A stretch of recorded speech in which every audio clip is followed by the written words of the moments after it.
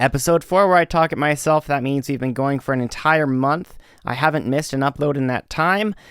Coming pretty close today, though, because I'm filming the podcast on the day it goes live. I'll talk about my story about that later, because I'm working on a lot of videos, and that kind of led to this getting pushed back a little bit. But, hey, there's been a few comments on the last podcast. You're not talking at yourself because I'm actually watching, so thank you to those 3 or 4 people that actually are watching. So, yeah, we are going forward. My channel is actually starting to gain traction now. I last week had a YouTube short that kind of got picked up by the algorithm. It's still getting views, albeit less than it did when it started kind of exploding. Right now, that YouTube short has 46,000 views. So that's pretty good for my new type of content. Of course, I think my most viewed Skyblock YouTube short was over 500,000. I'm not exactly sure. That was one of those examples of it getting picked up by the algorithm as well. It was about quartz and this money-making method where you would buy quartz from a NPC and then sell it to the bazaar. Basically, that money-making method died long ago. For some reason, YouTube decided to give it a few hundred or a few thousand views a day for years. Who knows? And this video is the only short I've ever published that is continuously getting views endlessly. Meaning, it's kind of strange, YouTube's shorts algorithm. So when I post a YouTube short, often it'll get like 100 views in a few hours, and then suddenly it'll get like 2,000 or 3,000 views in the space of 30 minutes, and then stop, and then not start again. Or, a couple times, this is the most extreme example of that, it'll start getting 200 views an hour, 300, 400, 500, 600, 700, 800, 900 views every hour, and then it'll keep going.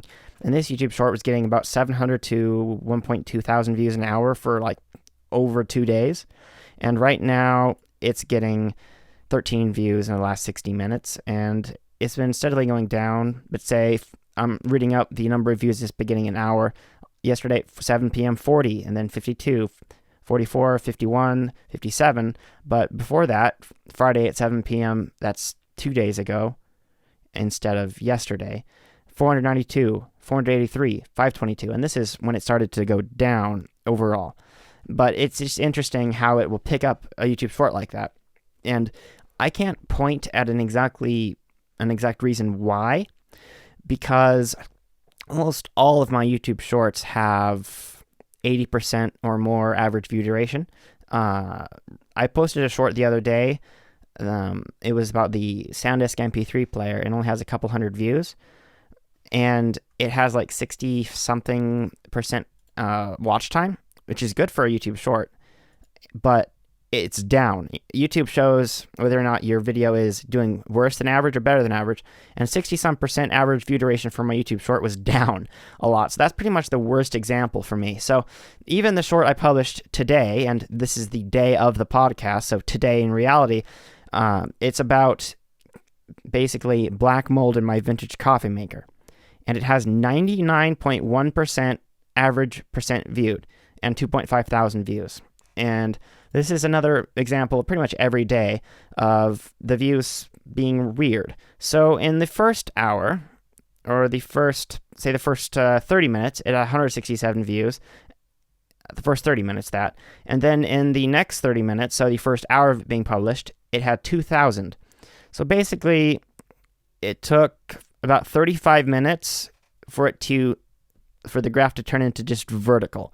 So it basically lasted for about 40-some minutes, where it got about 2,000 views in that time, and then suddenly it just stopped. That's how they all are. Now it's getting about 30 views an hour, and it's been a few hours since it's been published. It's just weird. And I decided that I'm going to start publishing shorts 7 days a week now. I was doing 5 days a week, so this is obviously podcast episode 4. And I started this whole schedule of continuing with my uploads a month ago, and it's been working. And everything all the balancing I did and trying to figure out how much time I can spend on each project really did work out. I'm doing it to the best of my ability, and also in a way that's working. So I can afford to add 2 more shorts to my workload per week and be fine. So that 7 days a week of shorts will hopefully help my channel even more. because there were basically my regular videos still haven't gotten picked up by the algorithm, even though they're highly watchable. Since the sheer number of shorts I've published, so I've published like 16 so far, or a little more of my tech shorts. That just gives the shorts algorithm a lot more information about the videos. So I haven't really improved my ability to make YouTube shorts in this time, maybe a little bit, but the ones I'm making now are getting more views than the other ones because YouTube is like, hey, people watch these, so let's put them out to more people. And seeing as all of them are having a pretty high average view duration, it should, as I continue to publish and continue to get more shorts out there, it'll just keep growing. But I really couldn't tell you. I'm publishing those on all platforms, so Twitter, X, yeah, right, Instagram. I think Threads, you can do that now. I just made a Threads account yesterday, even though I had no intention of using Threads ever. And then Snapchat, I made a Snapchat account just for that. What's interesting is pretty much all those Snapchat, spotlights were getting maybe like 30 views. And then in the last week, a couple of them got 500 views, like 2 or 3 of them, which is pretty good considering I started my Snapchat account less than a month ago. So to Snapchat, I'm a completely new random idiot that has no influence and Snapchat has no way of knowing I ever had any people watch my videos ever. So that's good that it's starting to snowball there. And then the Instagram as well. It's kind of the same thing, even though I have an Instagram account's older. A couple of those reels were getting a couple thousand views. Interesting, I was mentioning that one short that performed so badly about the MP3 player. On Instagram, that has like 1.3 thousand views, which again is really nothing for a video of that type. But it's interesting how that video performed better on Instagram than it did on YouTube. The same exact video. It's just interesting how these things work. TikTok, I haven't really had any huge success on TikTok yet.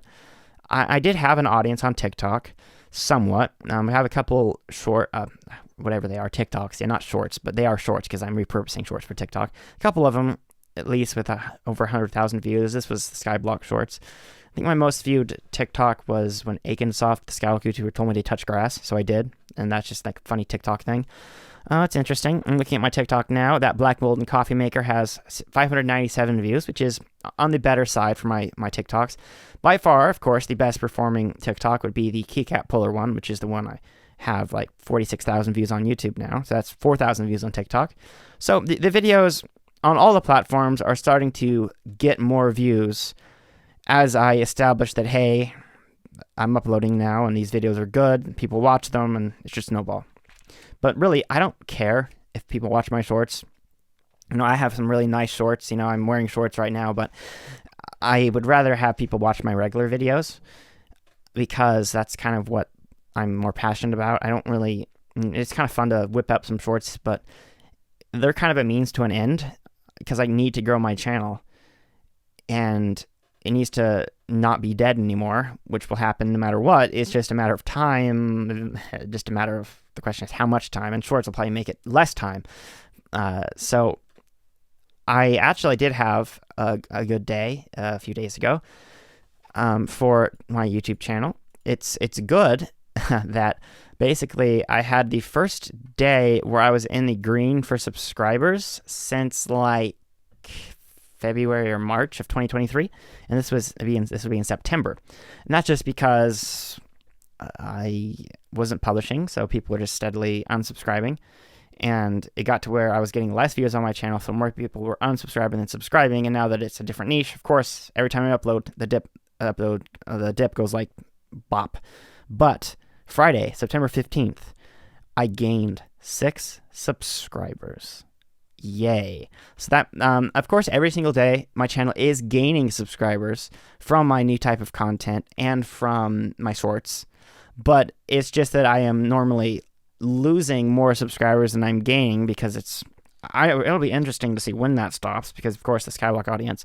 But on that day where I gained 6 subscribers, I would have lost subscribers as well. Yeah, so on that day, September 15th, I gained 17 subscribers, but I lost 11. That means 6. And 6 positive, which is good. Of course, the day after that, yesterday, would be a negative. again, negative 18. That's because I published a reel video that day. So shorts don't seem to send out the notifications like real videos do, and I don't think they send notifications out at all, but I still am losing more subscribers when I publish the shorts from that. But I think every single short video I am in the positive for subscribers, and I think every single real video I'm in the positive for subscribers. It's just that I think most people are unsubscribing when they click on my channel and then they just click unsubscribe. You can kind of see where they come from and where they go, and it's interesting to see how many people are watching on a smart TV and stuff. There's probably this one person watching my videos on a refrigerator or something weird like that, but yeah, I'm just glad that it's going in a good direction, and the shorts are causing me to gain more views. In the last 28 days, 80,000 views, which is good. I've had the best day of the whole year a few days ago in terms of views. So we're going somewhere with that. But of course, most of those are coming from shorts, unfortunately. But that's just because shorts, it's a whole different algorithm. So I've already sort of convinced the shorts algorithm that, hey, my people watch my videos, and they are showing those to the correct audience. But for the regular videos, they're not really showing it to the right audience yet. There obviously is an audience for those videos. I just have to find them by just continuing. And I would like to publish another real video a week, maybe on Wednesdays, but I'm not going to for a long while, just to make sure that once I'm adding these 2 shorts to my workload, I've already been going strong for a month. I'm not going to keep adding more and more and then eventually just have it all crash and burn. I'm just going to add it gradually and say, is this extra little teeny bit where the straw that breaks the camel's back? And if it is, I can just kind of take it back to where it was before and be fine, versus just taking on a mountain load of work at once and then just having nothing happen. So there is a point when I'll get better and faster and more efficient. And now I have a lot of video ideas. I've bought so much, or not so much, but I bought stuff on eBay recently. So we have, we have a package here. We have a package here. These are 2 different videos. I'm just not showing you my address on those. I didn't redact that yet. We got here. This is not a pet meds box. Well, it is, but that's not what's inside. This is a thing for a future video as well. We've got another box down here, some more arriving. So there's a couple of months worth of real videos that I have. But also that since those videos cost money, I'm not going to publish more of them than weekly, so I can start making money, then spinning it back into the videos. I'm making money now, but not enough to really sustain the real videos that I'm making now. It's just that I'm hoping that I'll gain more memberships, channel members, and get more revenue from YouTube, so I can just continue with this and then just grow from there. Because at this rate, at this pace, I should be able to succeed with the channel and all that. And that's really what I want. If you're watching this and hoping for Skyblock, I still get 1 or 2 of those comments a day at least.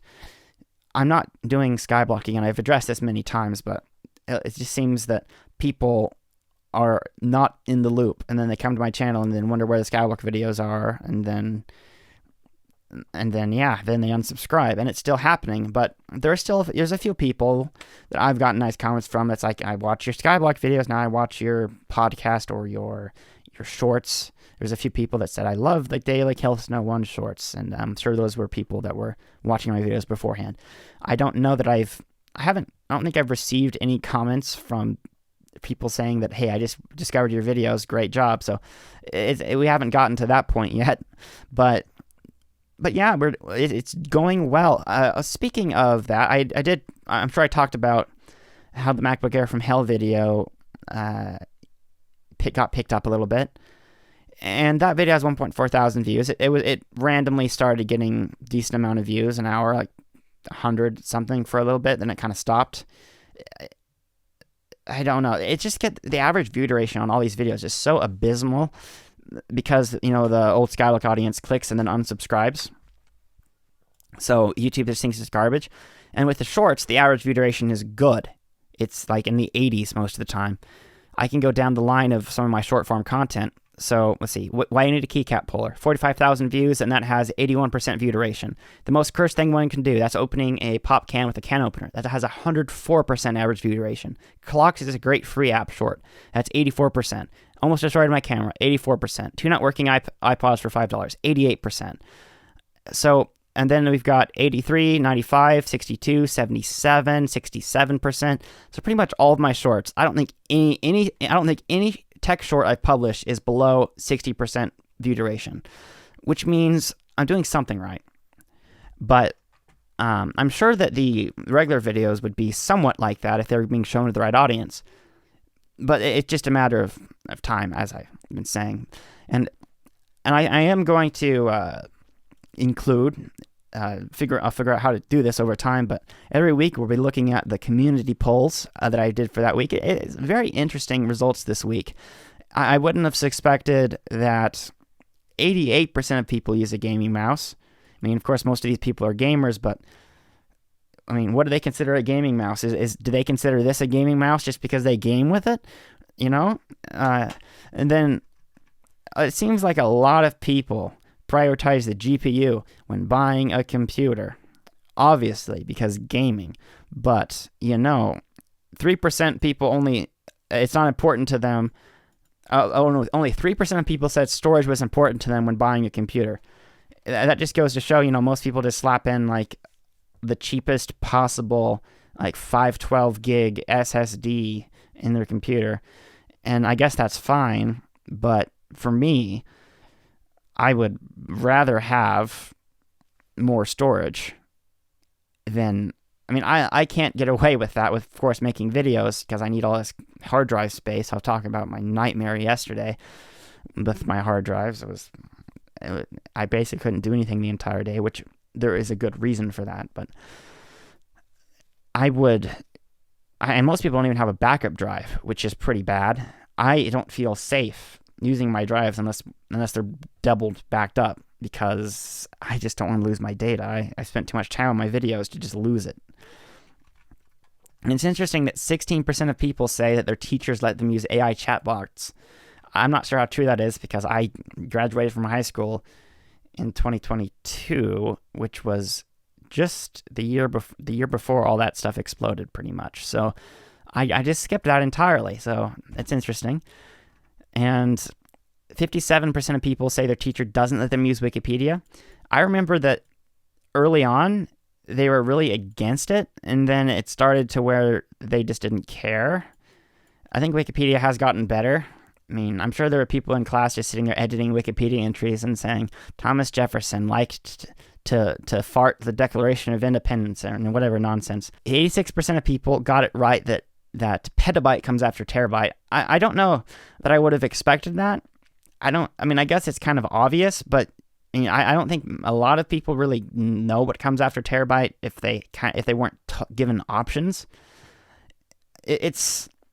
I guess you can kind of, on a multiple choice, it's kind of pretty easy.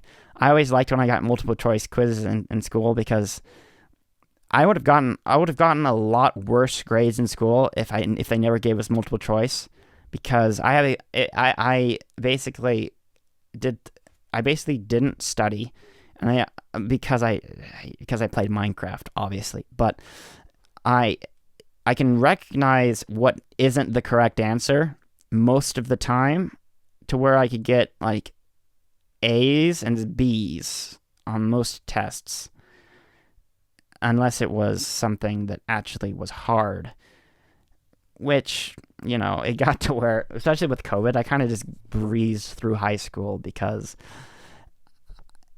all the hard stuff they didn't really teach you, because you just got taught like half the things anyway because there wasn't enough time. That was really, I got lucky because I could just sit there and play Skyblock and make Skyblock videos instead. It's interesting that 86% of people knew what a PDA was, a personal digital assistant, I don't know. I don't think YouTube gives you the demographics for your polls, but I would imagine that most people, my age, teenagers or so, would not know what a PDA is. It basically is just a nowadays useless form of, I guess, the calendar app on your phone and the reminders app on your phone, the contacts app on your phone, and stuff like that, and notes, and they're basically just hilariously useless in today's age. I did get it should be in its box in one of these containers, a new one that we can unbox and make fun of in a video. That would be kind of funny. I wanted to do that, just making fun of useless technology. That's one of the things, because the thing is, old useless technology is cheap because no one wants it, and I can make videos about it because it's funny. Stuff like that. And one of those boxes contains iPods, or it should, and that'll be a good video or 2 or 5, I don't know, depending on the condition. And one of those boxes contains, I think it's a Milwaukee MP3 player. I thought it was funny. Those like garbage things that the big companies make. Because that's a big brand name tool company, and it's just some like piece of garbage that they made. So that's funny. Future videos. And the MP3 player, a SanDisk MP3 player video did terribly. I don't know, it's 55 views in a day, but honestly, that's one of my favorite videos I've made. Honestly, it's probably my favorite thumbnail I've made for these tech videos so far. I found a use for a wood block I found on the beach, and that's what it's sitting on. It just looks aesthetically nice, and I like it. I think the click-through rate is probably like 1%, because again, if you're showing a type of video that no one would watch to certain people, the click-through rate is going to be garbage. Now, that's enough about the state of my YouTube channel at Kelson01, and please become a channel member for $1 a month. You get extra videos if you would like.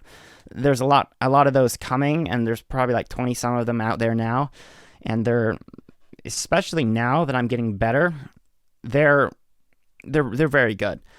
And about my hard drive difficulty, man, so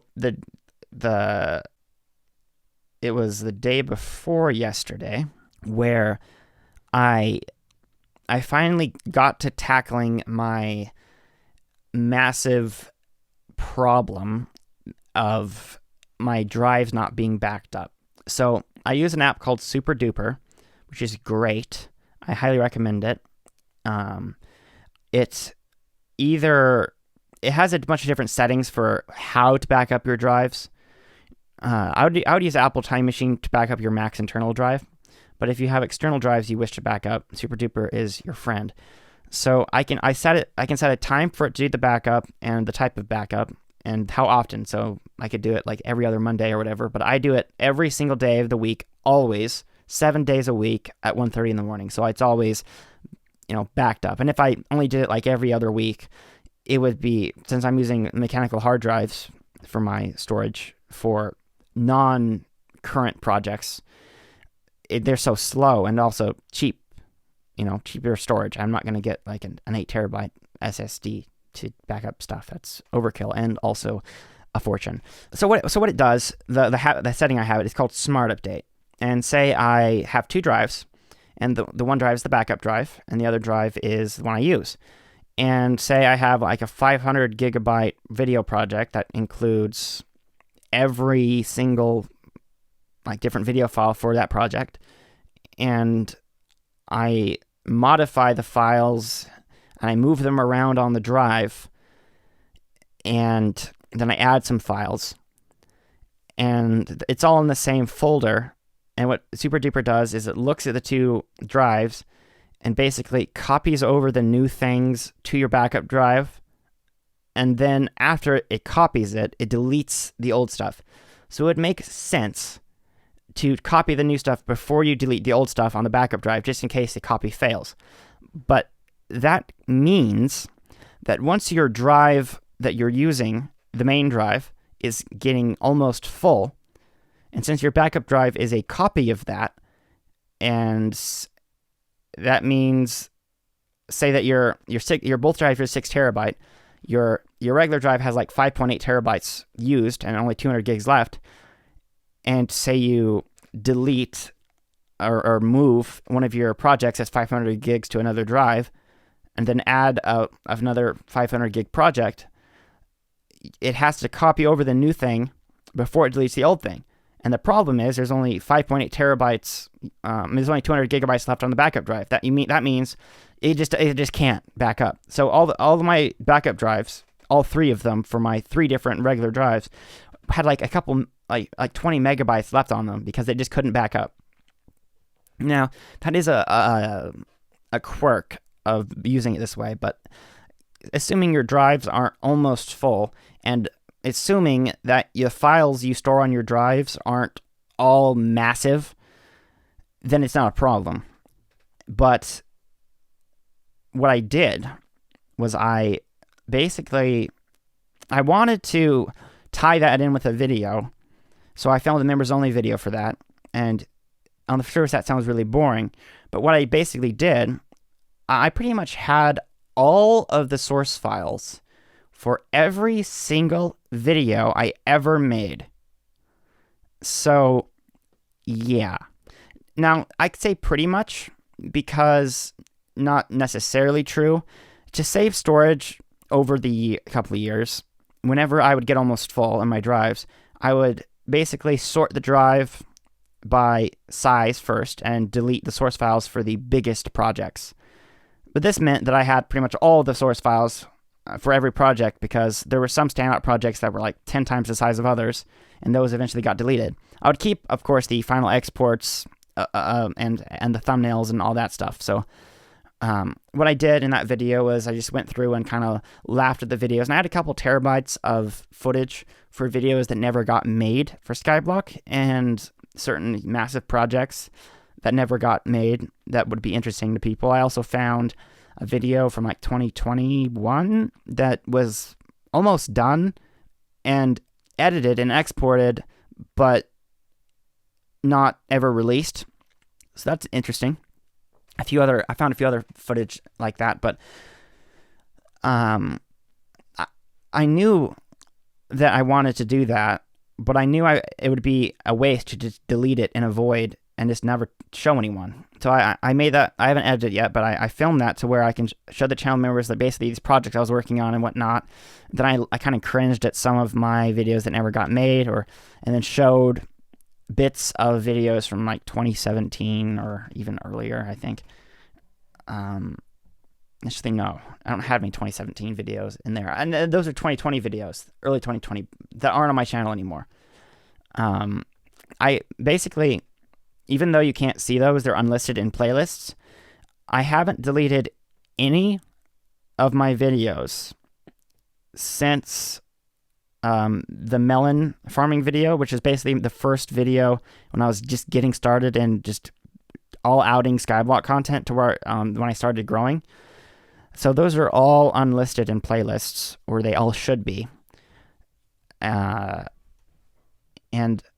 I had the source files for most of those. And I basically saved myself like 6 terabytes or 7 terabytes by deleting the source files. I have it all organized now. I have all the finished exports organized in these nice folders. I do have the thumbnails for all of those and the thumbnail project file, because those are relatively small, only like maybe 20 megabytes at the biggest. So I can go in and edit any thumbnail I've ever made and make it look different, which is interesting now. I mean, I wouldn't do that, but that's something I had. Before, I could do that to pretty much any video project if I kept the Final Cut Pro library. I had some goofy way of organizing it where I kept the library separate for a while, and then you shouldn't do this if you edit videos in Final Cut Pro or elsewhere.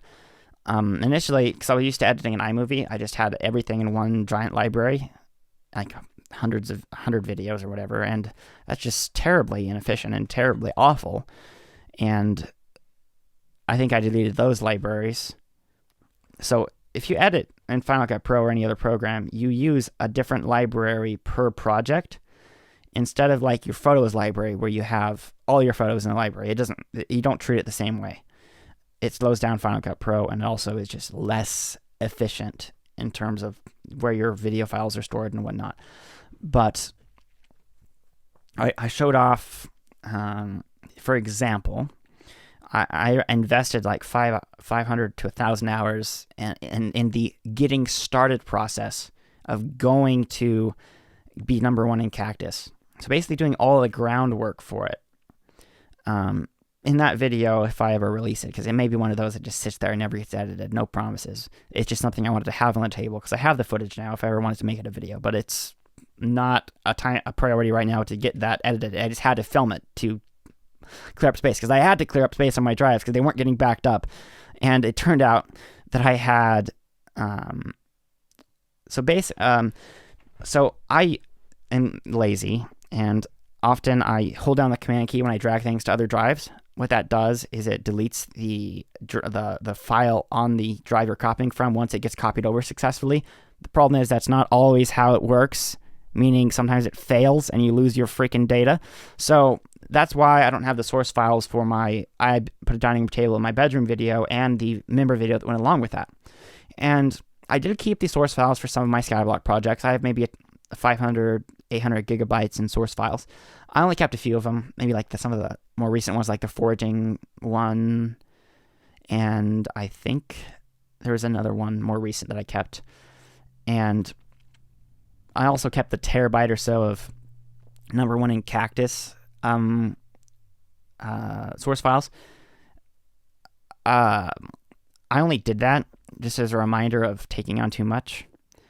So basically what I was doing, and every single video, if videos ever released to members, you'll be able to see this. And I'm not going to go into very much detail about this now, but basically every single Skyblock video I published, my most recent ones, going back months in that Skyblock content since like November of that, like it was a huge gap. Like even the Foraging 50 and a bunch of those videos were all geared to get me more stats for Foraging 50. I mean not Foraging 50, but #1 in Cactus, because I was just going to it was going to be like an offhand joke in the video that like, yeah, I got Foraging 50 just so I could get more strength, so I could get slightly more farming fortune or something. It was like that was how big I was taking on a project. And also all that was tied in with the giveaway because I was making money for anyway, I won't go into that. That's just a whole nother can of worms I'm not going to open. I'm never playing Skyblock again. I just was depressed because I love making videos, but I was trapped. And I've seen comments where people are like, "You're not trapped in Skyblock. It's a choice to play the game and make videos about the game." But the views on these videos now are evidence of, yeah, I was trapped because the audience watches Skyblock and they only want Skyblock. And if you make anything else, you just won't have an audience. It makes sense. That's just how it works. I'm not complaining. I'm not blaming anyone. But I was trapped because I didn't want to make Skyblock videos anymore, and I knew, I would have fun if I just goofed around and made modded survival videos. The amount of modded survival series I've started is over the last 5 years is ridiculous because they're always terrible and they were always like 3 episodes. But I since I'd gotten better at making videos, I could make something entertaining. And I knew I didn't want to also trap myself in Minecraft because Minecraft is fun. I enjoy making videos, and I enjoy making Minecraft videos, just not Skyblock videos anymore. But I'm not going to make Minecraft videos anymore on this channel. But I knew what I wanted to do, and of course I switched over. And I've talked about this enough. I've beat that to death. But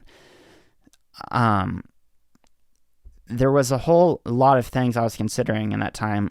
I kind of forgotten that I was experimenting around with making different types of Minecraft videos. So in that, where I was deleting all the source files, I found like a mining for 100 days video I was trying to make. I forgot that I even did that, even though I spent a lot of time on it.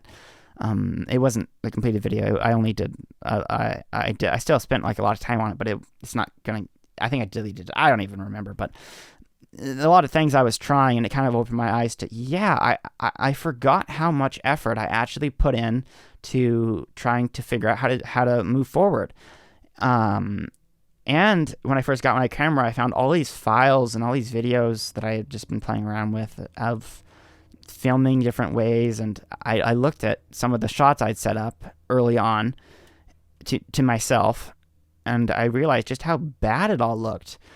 Not that I have anything that looks good now. It's just that, especially back then when I just didn't really get what different things meant, like how far how much the focal length affected how much it looked. It's not really the focal length that makes the difference. It's actually how close your camera is to your subject. A lot of people say that it's the focal length, but it's how focal length is how zoomed in you are, kind of. I'm trying to be generic with these topics, but if you have your camera really close and really wide, it gets a lot more distorted. And that's really how it is. There was this one video by, what's his name? Peter, the Swedish guy. Peter Lindgren. Yeah, him. He had a video. I really like his videos, by the way. He had a video where he was basically testing this and showing that it was the distance that the camera was to the subject. So basically, he had the same amount his camera was zoomed in, and he basically stood at a certain place, and then he zoomed in a lot more, and then he took the same picture, and he basically lined the two up, and he digital zoomed in on the one that he had really wide, and they were the same. So anyway, that's kind of it was just interesting to me, because there's a lot of conflicting information, and I spent a lot of time watching videos, especially because I did a lot of testing myself, but you do have to kind of watch videos and develop a sense of what to do.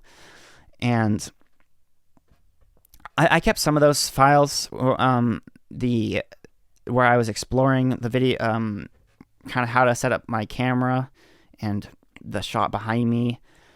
I kind of forgotten that originally I got this table specifically, measured it to where it would go somewhere else in my room, and I measured the dimensions of how much space I had in between the wall if I bought a table of this size, and it kind of brought back memories of me actually shopping for my dining room table in history class.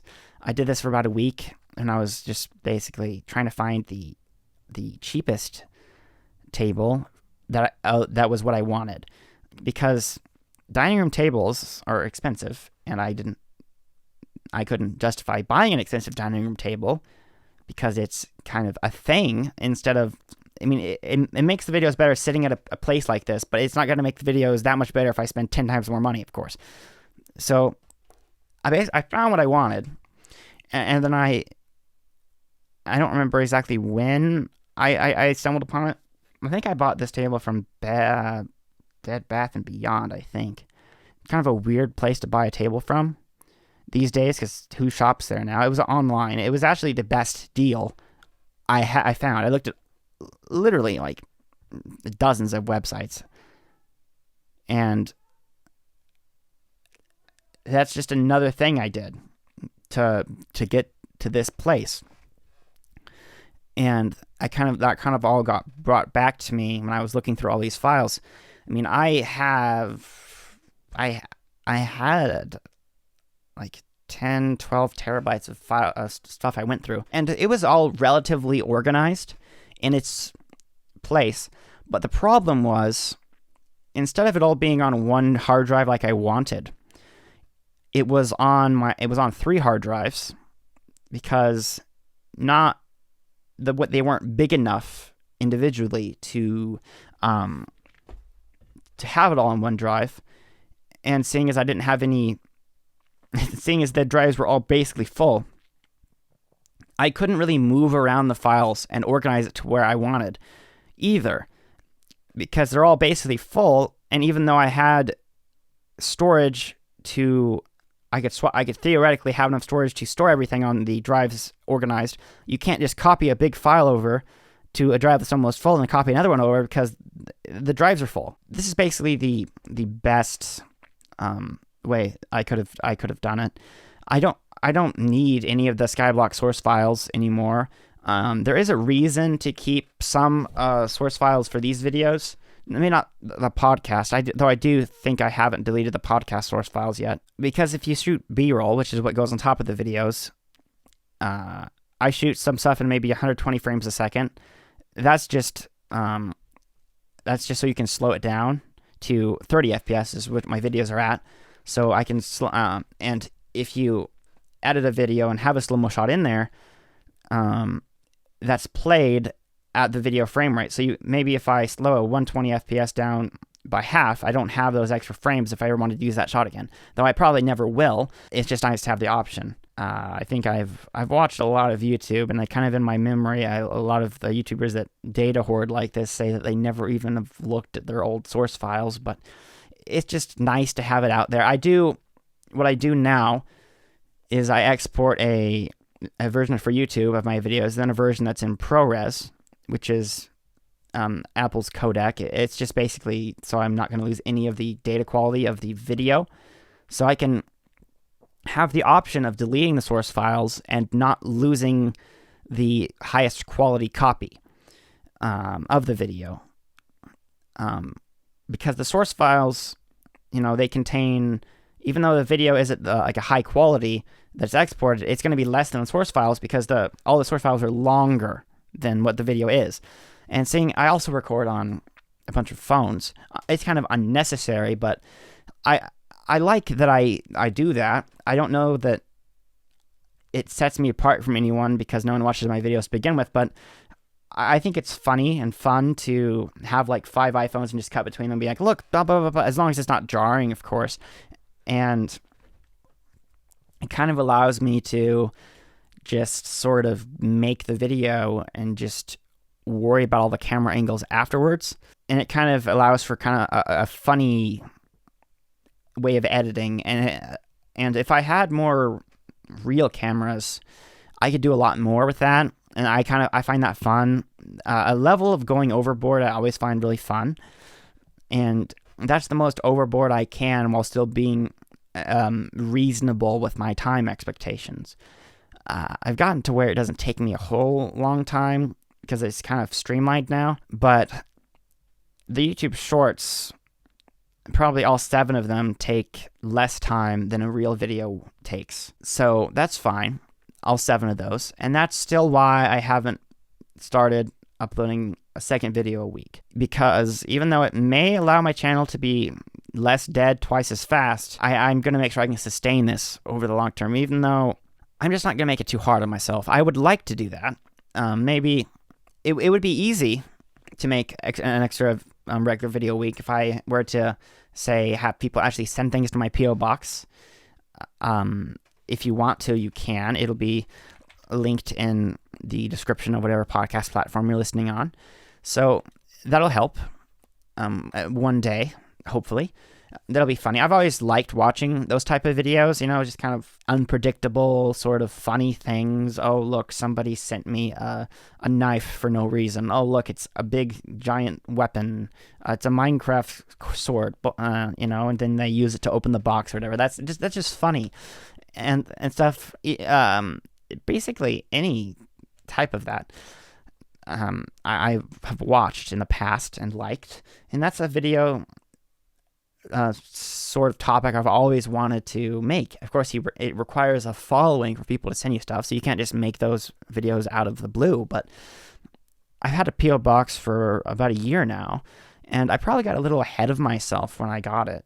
When I got my dining room table and released that video, I think it was about the time I got the P.O. box, because I was thinking, hey, I'm going to be publishing a lot more now, and these real videos are going to take off, and hopefully have people send me stuff to my P.O. box, which is what I keep telling myself. But now is the time where if anything's going to happen, it'll happen in the next 6 months, I think. And the shorts are already showing that my channel is definitely worthy of growth.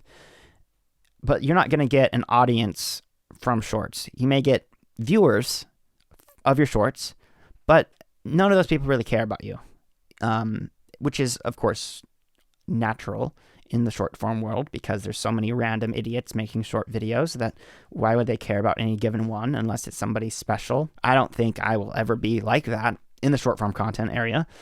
For my regular videos, maybe I'll slowly develop an audience of a few thousand that regularly tunes in and supports me through memberships.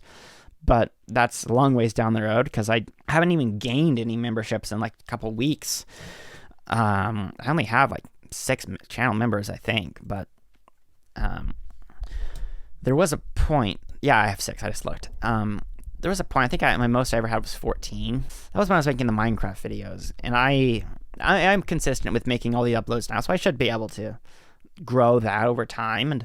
And the membership videos really allow me to make some sort of funny video a week. I mean, they're all good.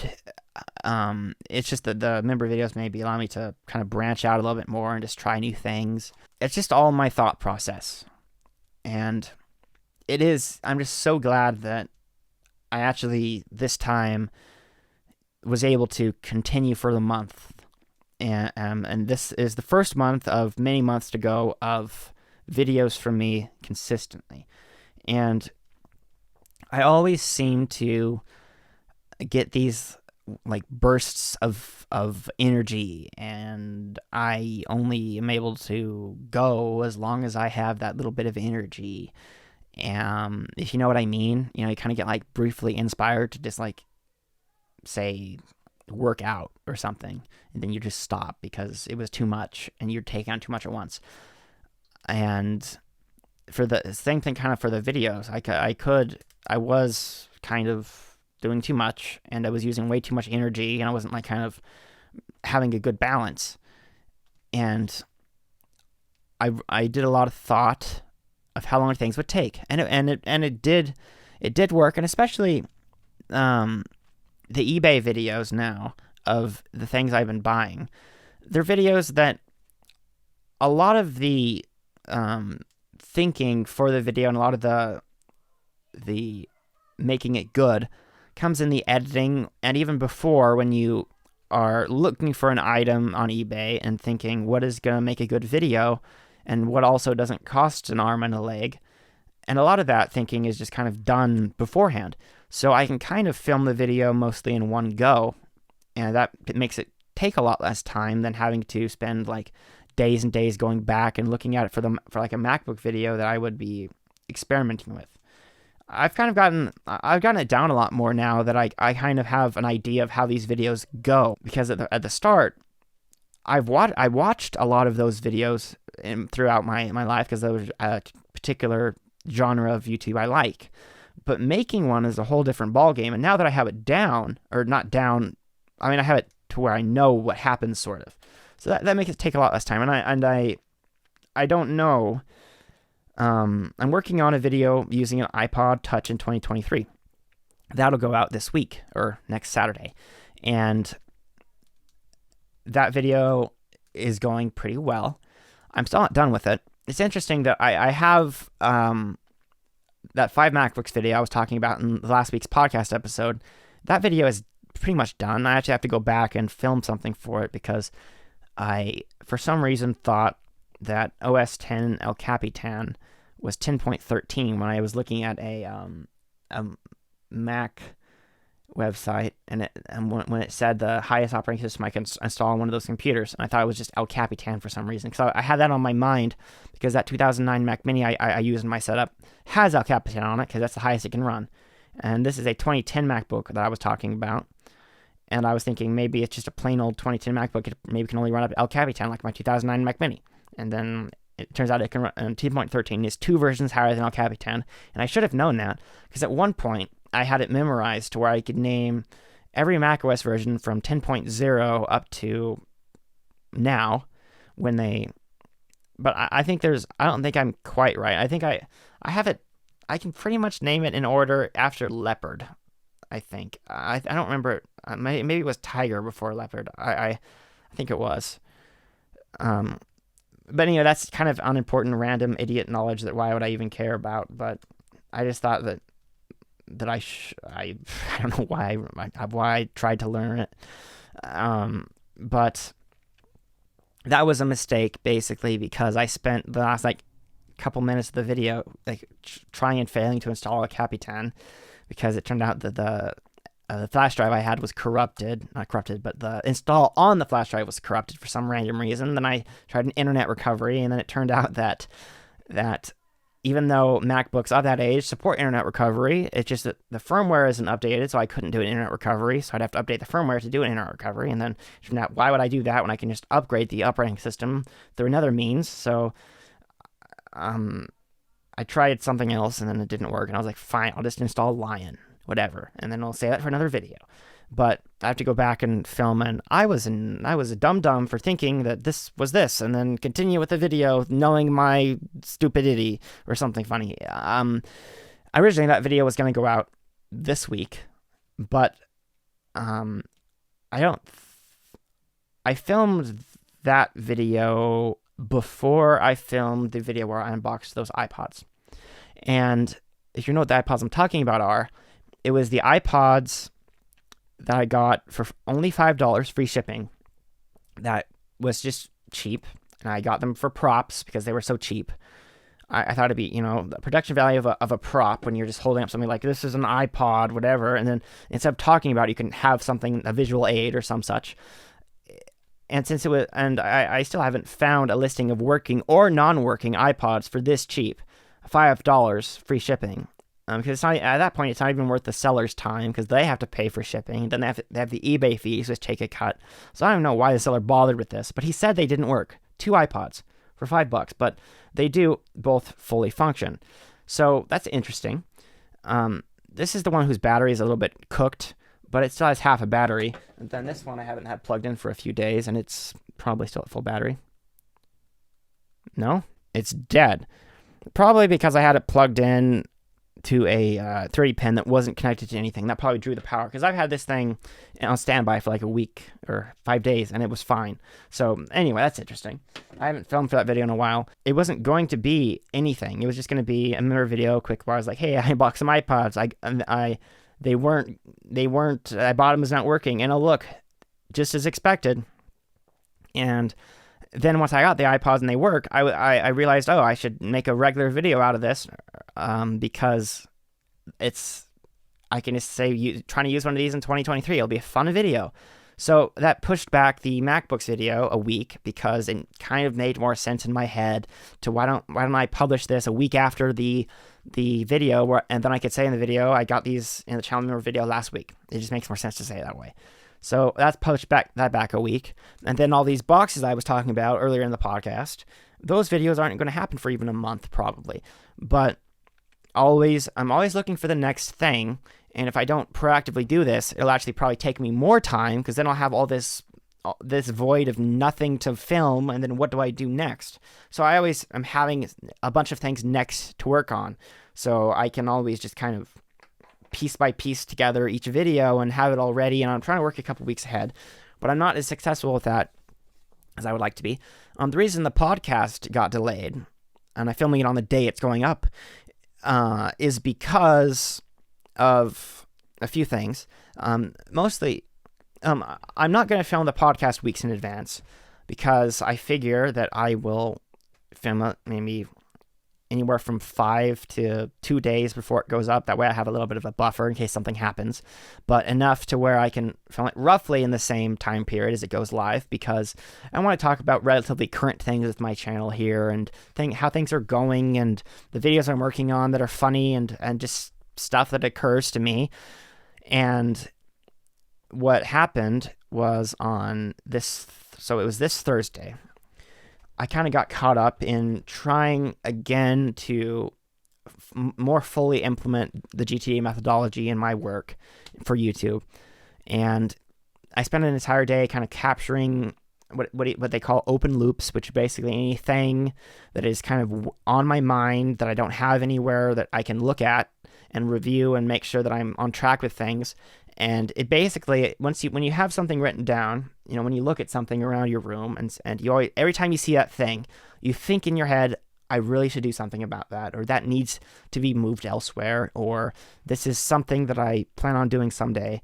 And it kind of just, every time throughout your day, you have a bunch of things like that are kind of just playing in your head that you kind of don't even realize. Once you're able to write those down and put them somewhere and kind of know that you're going to deal with them in some formal way eventually, not even soon, but they're just kind of there, you won't have that same negative feeling when you look at all the stuff you're not doing. You'll kind of be more in control, knowing, okay, I'm not going to do this now, but I know that I'm tracking this, and I'll do it at some point. And that's kind of a logical way of doing things.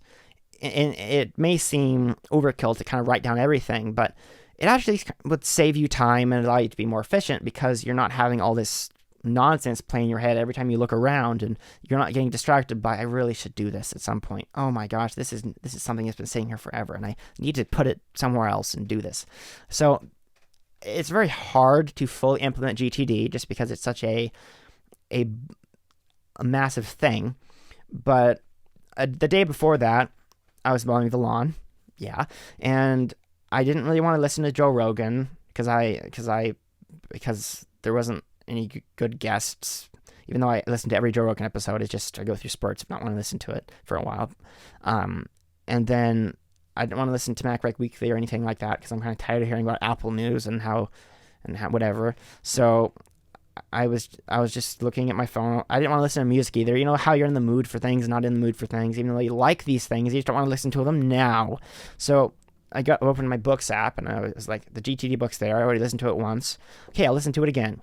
And then that kind of just, by complete chance, just led to me the next day thinking, because I already have been good about tracking my videos and stuff like that. And I have a list and an upload schedule in Notion where I say what day the video is going to go live, and then I have a calendar in Notion that kind of has the videos lined out so I can visually see the videos and when they're going to be published, and I kind of know what video needs to go out next and what video I need to work on next. So that's okay. That's pretty much been tracked, and the next actions for that I've been tracking. But other things, like non-video things, personal things, and things I'm trying to do for my channel that aren't videos, aren't really getting tracked. And still, I'm not doing a very good job at that. It's just hard to do it in a comprehensive way. And the way I always try to go overboard with things, and I kind of have to dial it back. And that's kind of how it has been with the video tracking. I kind of was tracking way too many random points and too many things, and there becomes an efficiency cutoff where all the BS you're tracking, like the time expectation and the how hard is this video to make and out of 100, and how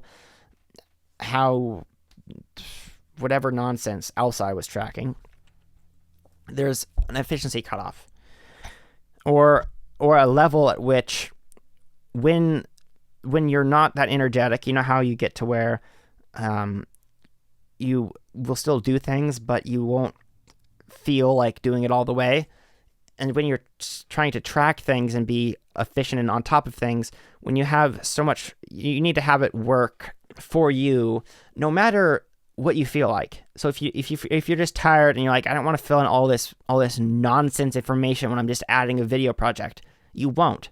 So it needs to be something that is actually in your brain when you're least efficient. You kind of know that you need to fill this in because it's actually a time saver. And it's something that doesn't take that much time either. So there's that. And I've gotten good at that now because I went through and deleted a bunch of all these crappy columns I was tracking and all this stuff. And I pretty much have it down. It still looks jumbled because I still haven't deleted those columns yet. I kind of hid them. But it's good. And that's working.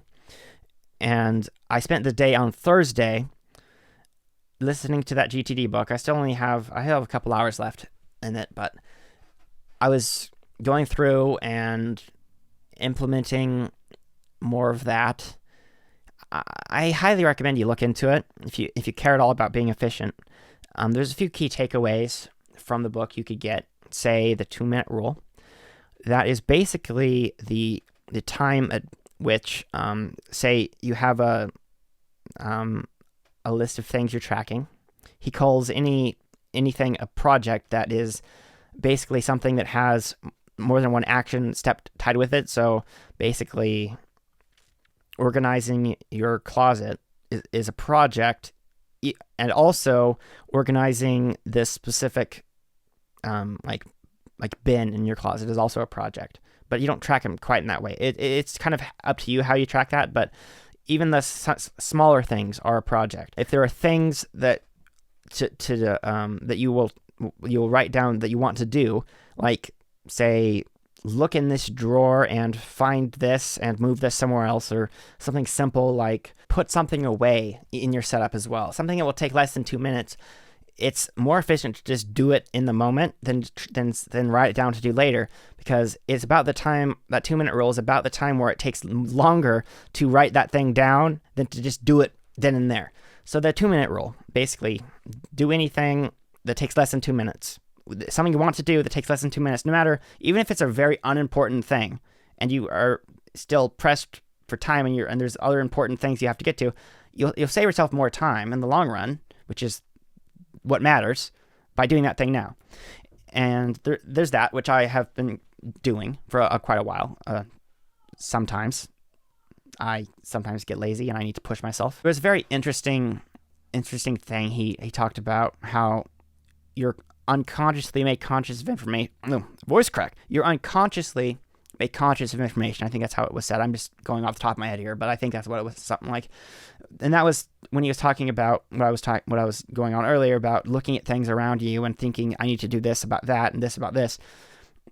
He had the example of, if you look around where you are now and you think of the color red, you'll see any red that's in where you're looking at. You'll just notice red, and every little thing. So if you focus on the color red and do that, it's fascinating. If I just do that when I'm bored sometimes. I think of a color and I just look around and I see that. It's like it's highlighted in your brain and you just see this everywhere. It's weird. And that's kind of how it is with those things that kind of weigh on you, that you don't even really realize are weighing on you. Like, do this about this and do this about that and do this about that you're just not doing now because it's not very important, but it's still something you're going to do and you want to do, and it's stressing you out even though you don't even know it all the way. And when you capture all those things into one system and just review it regularly, that was my Thursday day gone. And then it was not a waste of time. It was just, and I before I did that day, I knew that I could afford to spend that day doing that because I was enough ahead to where it wouldn't hurt. So that was an investment in time, and I probably should listen to that book again and again and again every few months just so I can gain new insights from it. Because the first time you listen to it and you try to implement these things, you may do it wrong or not the right. I mean, of course, there's no set way to implement this, and of course, there's no rigid way to manage your life, because if there was, I mean, it just doesn't work like that for everyone. But I was realizing that there was certain things that I thought I knew about that weren't how I thought they were. Even though the first time I listened, since I was trying to do such a good job of that, and I knew that basically the only productivity book you ever need to read is that book, because that just is it is the Bible for productivity, and everything else is just an imitation a lot. Anyway, that's just my opinion, and that's a lot of people's opinion too, and a lot of people probably, I don't know. I don't care to get too much into the productivity world, and I watched a lot of Ali Abdaal. He's very good, like his videos and all that stuff like that, but you really only, and I kind of have realized that watching productivity videos on YouTube is more or less a waste of time in comparison to just studying the GTD book. So that is if you're trying to be efficient. And I really have gotten to where, since I'm making these videos, and I want to do the most I can in the most efficient way I can and make the most content, the best content of what I'm able to produce, this saves me time and makes it so I can know what I'm doing, know what I need to do, not just in a sort of random tracking way, but just in a way that is so comprehensive that I know everything I should be doing about everything, if I do it right. I still don't quite do it the way I want to. I did buy a lot of note cards on Amazon recently. I'll probably do another one of those member videos where I open Amazon packages, very generic thing, but it'll be funny to show the members all the stuff I bought recently. I bought I was looking for the best value of note cards, because what I've gotten to doing, these are my recent video ideas here. I won't show you any, but in this container here are video ideas, and you see how thick that stack is in there. These are video ideas I haven't yet put anywhere other than when I first had them. I've gotten to where I like to write my video ideas down on note cards when I have the idea, or in Tot, which is a Mac app, but it's best to do any idea that you have or anything you want to do on paper, and then put it down somewhere, and then I'll process it. That's kind of the GTD methodology as well, but it's more efficient than digital. Even though I'm a highly digital person, I've found that, I'm sure it's this way for most people, if you try to do a lot of things digitally and then write down all these ideas and these things you want to do, it'll just accumulate and nothing will get done about it for a long time, even though you want to. But if you start doing these things physically and little note cards, and you have it all in like this in tray, he talks about these, like the classic like mesh, tray for paper, but instead me and my cardboard making, I made one out of cardboard that's actually a little bit bigger. It fits in a place I want it to, and also I want it a bit bigger so I could fit objects in it as well. So that's where I put my ideas, and if things start to mount up in there, I have a thing I want to do, like organized desk drawer, and put seal on the box in my truck because it's leaking. Or stuff like that, and like vacuum truck or clean out my backpack or anything like that. And since it's physical, if it starts to accumulate a lot, you'll look at it and you'll know that you need to deal with it more so than if it was digital, because you can keep, the hard drives on your computer are so big now, your text file can be endless basically for all practical purposes, and you'll never deal with it. I mean, just the lazy part of you will kick in, and if you have to be in your most high energy state to deal with something or to organize something, I've noticed in the past, I've tried to be organized. My room may be chaotic if you know what it looks like around me, but with the space I have available to me, I have done the most organizational, practical thing I can of keeping things in their place. But I figured out, if I try to, when I start organizing for the first time and I put everything how I want it, I may do it in a way that is not really practical in daily use. So it'll get to where things you kind of just don't really put things where they should go. When you're in your laziest part of the day for you just won't do that. So you kind of have to figure out a way of organizing that caters to the least energetic possible part of you. So you'll do it when you're in your laziest possible mindset. Because at some point in the day, you get to where you just don't want to do anything that requires your brain. So you have to have things set up in a way that works with the stupid part of you. I mean, because in that book, of course, he was giving the example of, you already know how to organize in a way that tells the stupid part of you what to do. If you need to take something out of your house the next morning, you just put it by the door, because that tells you when you're in your half awake part of the day, you look at this and say, I need to take that. I would have forgotten. That's what I need to do with it. So you kind of do that stuff all the time. That's the whole point. I've done a decent job for myself implementing some of this. I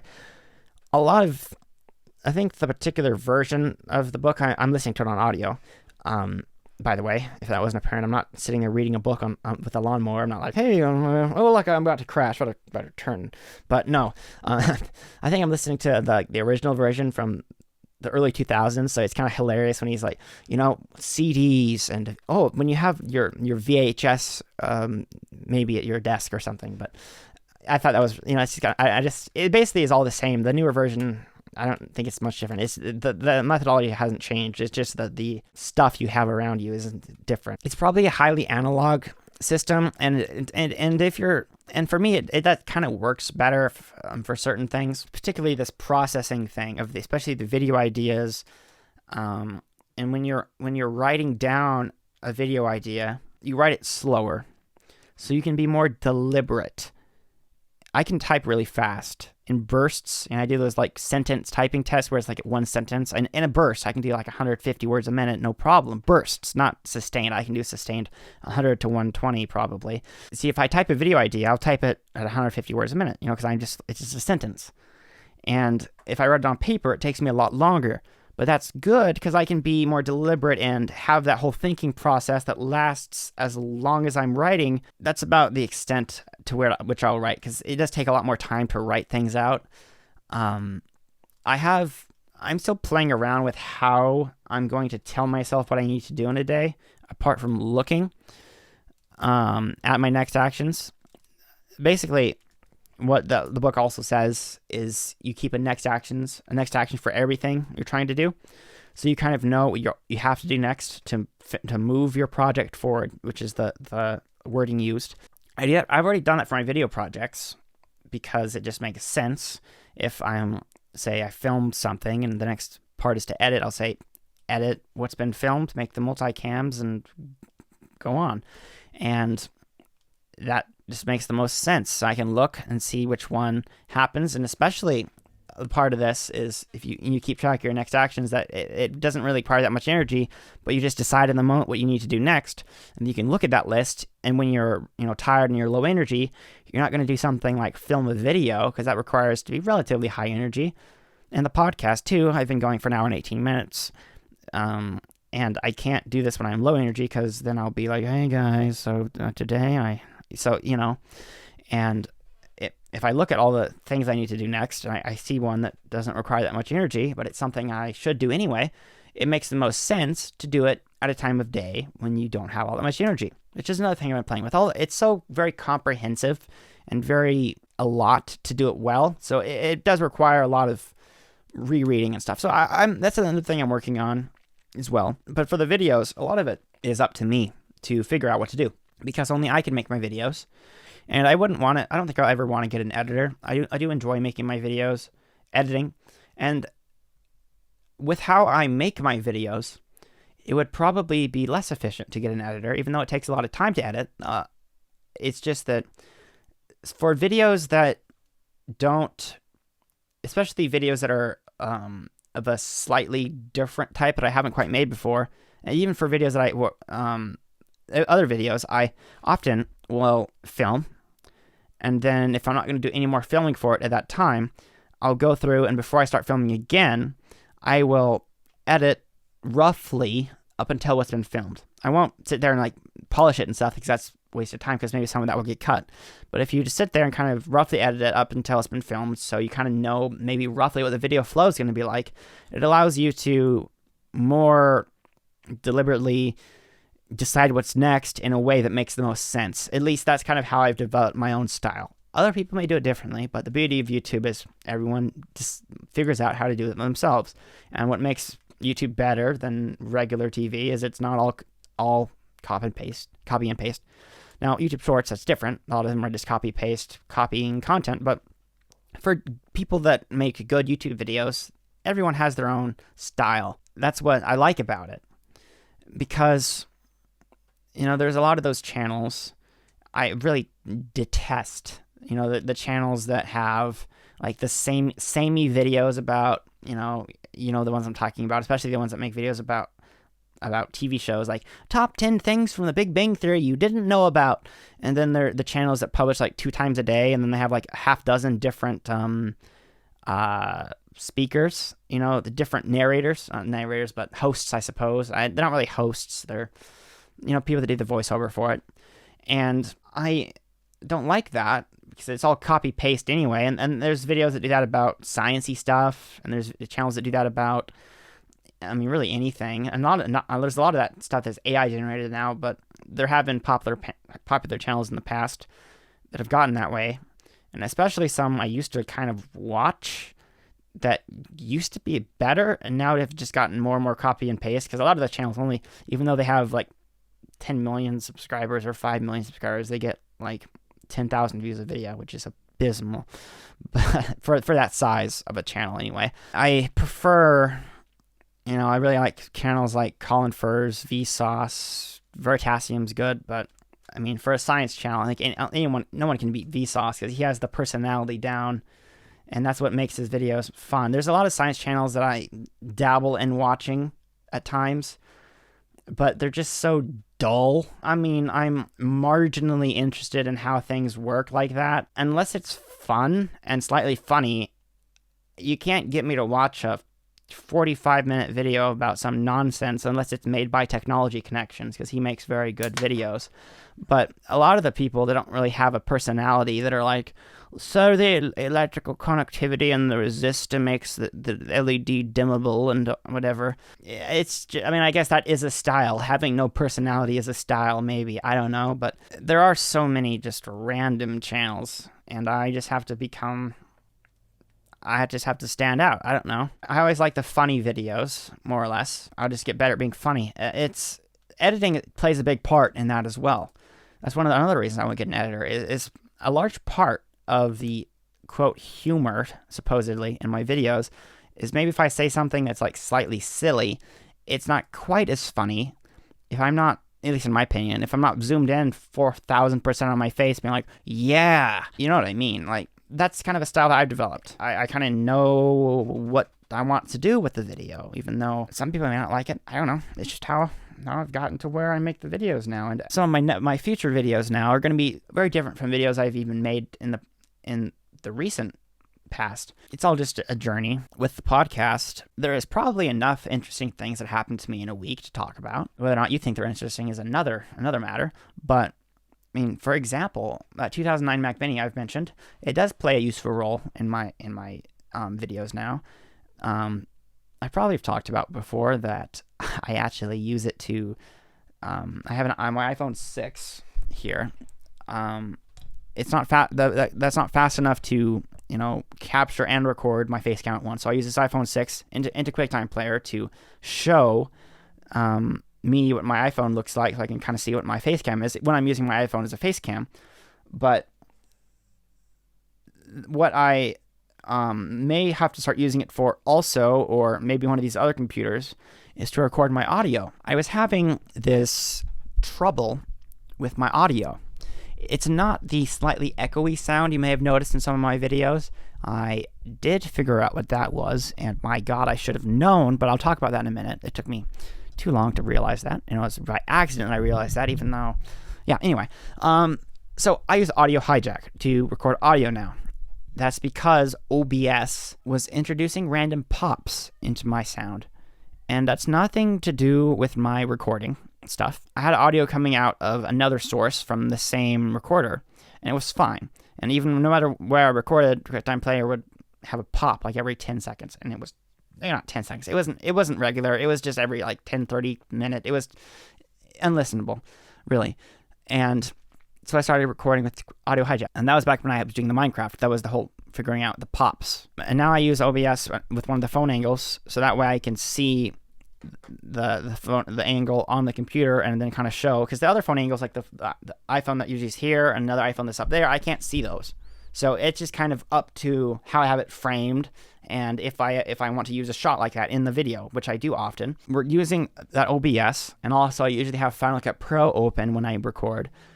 Only when I start recording, because a lot of the time, like I say, I edit up until I film. If I have edited up until I filmed a day or two ago, and I'm about to film another for that video, I will open Final Cut Pro and just watch the last 30 seconds of the edit or whatever, and then just be like, okay, now I know what I'm going to say next.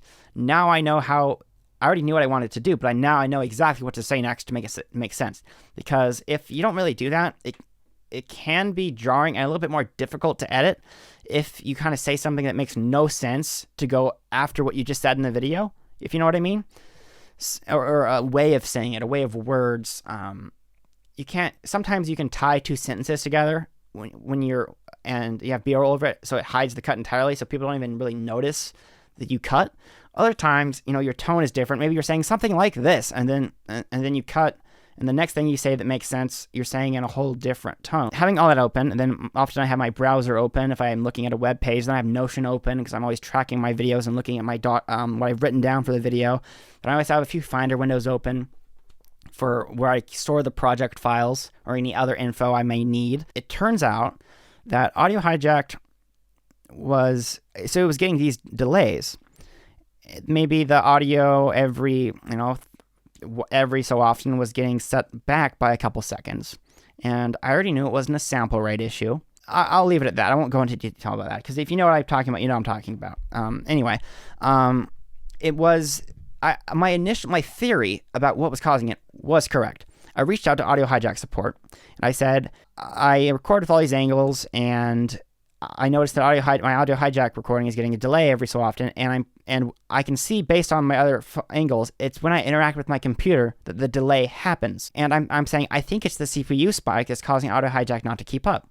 And basically a few days back and forth, and them showing some log files I sent over to their engineers, they said that's exactly what's happening. So it's just that macOS isn't assigning priority to Audio Hijack as much, but also it's just that this M1 MacBook Pro has an exorbitant amount of menu bar items running all the time, because they're all things I use at some point. And then I have a bunch of apps running, and Final Cut Pro, and all these resource-demanding apps, and OBS recording, and all these things. And Audio Hijack is recording often two lossless sources. I record in a lossless format, and I record my shotgun microphone and my regular microphone. And all this stuff together can, if the CPU just suddenly jumps to 100%, it just kind of lags back. And OBS probably has some frame drops then too, but not very much. The computer is pretty fast.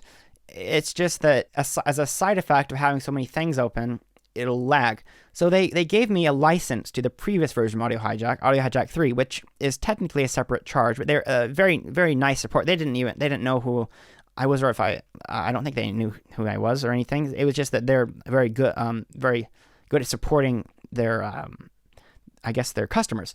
So that's so I could record my audio if I have to on a 2009 Mac Mini, or even that 2010 MacBook I was talking about.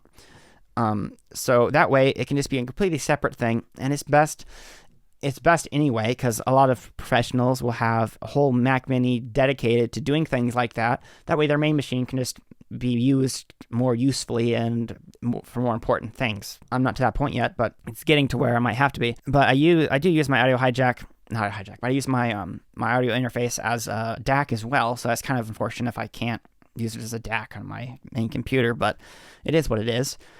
But that was a problem. And with the I've received a few comments. You probably noticed the slightly weird sounding. It's hard to describe how it sounds. It's kind of an echoey, weird. When I do some inflections in my voice, it kind of sounds doubled in a weird way, but not quite echoey. I already knew that when I slow down footage, I always turn preserve pitch off. And with all 5 of my phone angles, I think it's 5, with all these camera angles I have, when you get them perfectly synced at the beginning, no matter what, and you can't use timecode to sync with all these things, so I can't use timecode if you know what that is. So I have it all synced at the beginning in the multicam clip, and by the end, the audio will be drifted by a few frames. And what I will do, use the retiming tool to slow the other footage down a few frames to match it, so it all sounds fine. But I forgot to turn preserve pitch off, which means that it'll sound weird. I knew about this, and I know about this because I have used slow-mo before often, and I know the impact that it has on the sound. And sometimes you want to have preserve pitch on, and other times you don't. But for your voice, it makes it sound weird. And even though you're only slowing it down by a few frames, it still impacts the audio. And that was the problem. I don't have the fancy feature that some big channels have, where you can drop a video in where a video already is uploaded. Say, I heard Lord Linus of the Tech Tips talk about that, where his channel has access to a feature where if you have a video on one of your videos and something is an error or whatnot, you can just drop in a new export of that video, and it'll just be as if it's the same video. That exists if you didn't know, but just not to normies like me. So those videos are how they are now.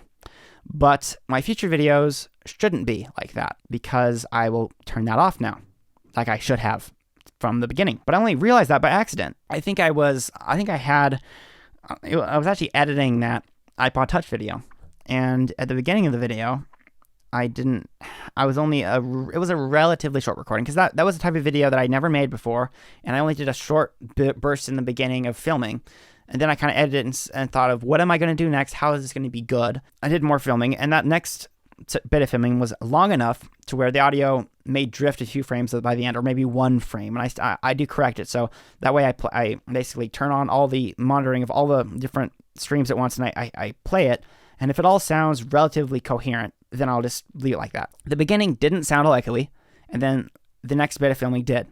Then I looked at it, and then I was thinking, now why would one of these sound fine, the other one not? And I was looking, and I saw that I had retimed one of the clips, and I was like, oh my God, I know what the problem is. And then I basically had one of those moments where I was like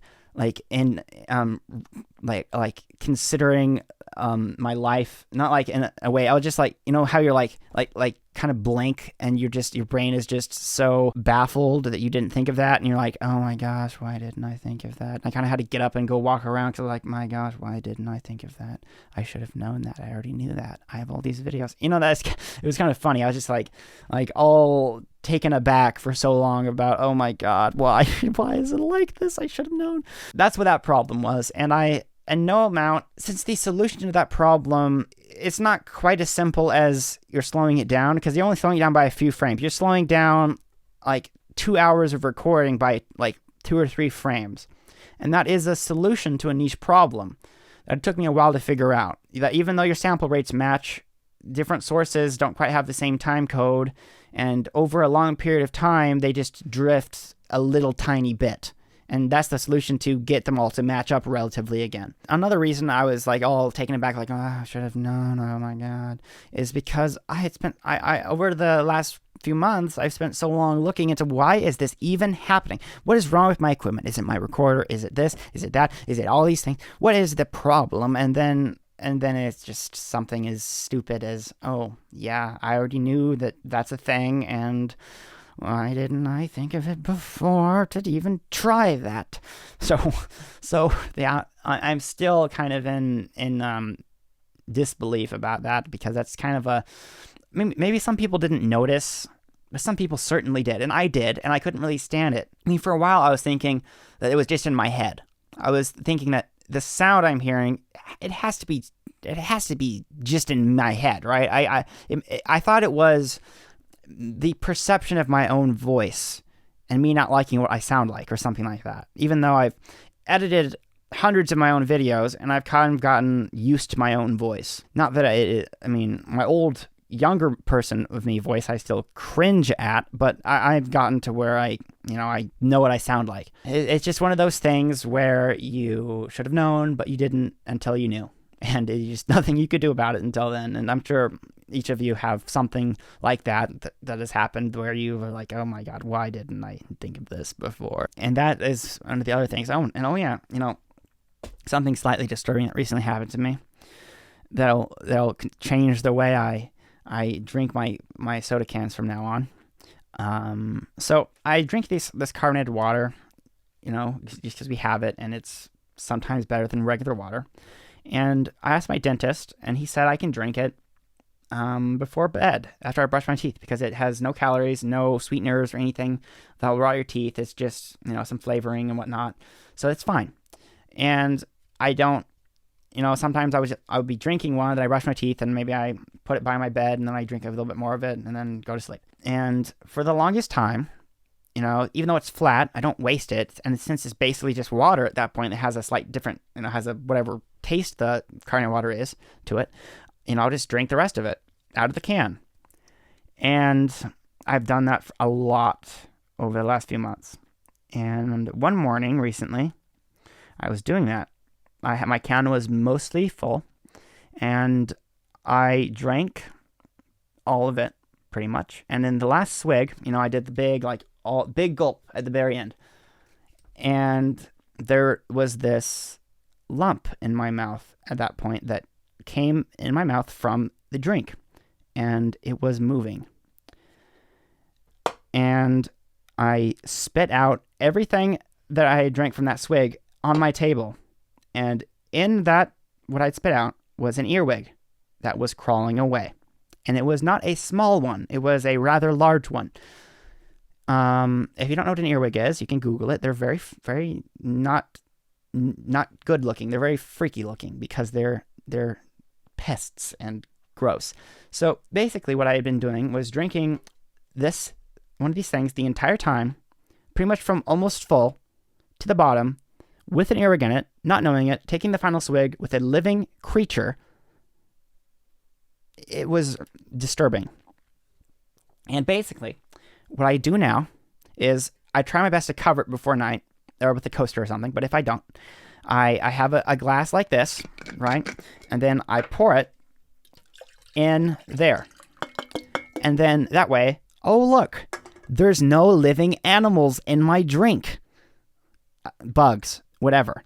So that way, I can drink some of this from the night before without having that happen again.